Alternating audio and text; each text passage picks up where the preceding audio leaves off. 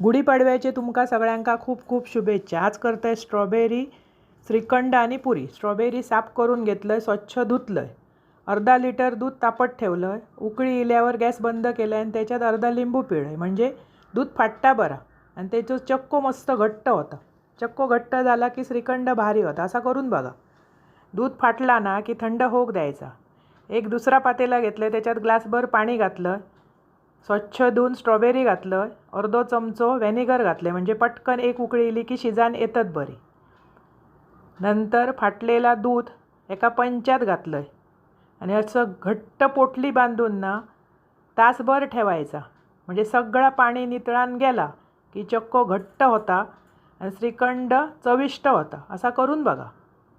नंतर तो चक्को फोडून घ्यायचो, त्याच्या चवीप्रमाणे साखर, वेलची पावडर सगळा व्यवस्थित मिक्स करायचा। पिठी साखर घातलास की ता अजून पातळ होता। नंतर उकडलेली स्ट्रॉबेरी घालायची आणि व्यवस्थित ठेचून ना सगळा पातळ करायचा।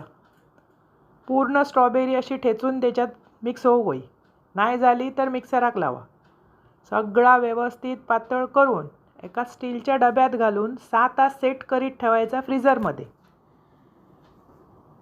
मस्त चव येता आणि भारी लागता। असा करून बघा।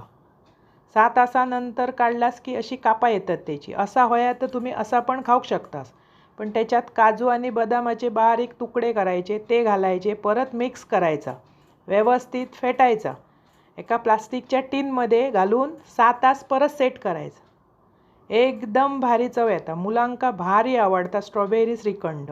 असा तुम्ही करून बघा, तुमकाय आवडतला। इतक्या टेस्टी लागता। गरमागरम पुरी आणि श्रीखंड नंतर एका प्लास्टिकच्या बाउलमध्ये घालून सेट केलं, भारी काप येता। गरमागरम पुरी बरोबर श्रीखंड असा करा, खावा। आवडतला तुमका आणि आवडल्या चॅनल सबस्क्राईब करा।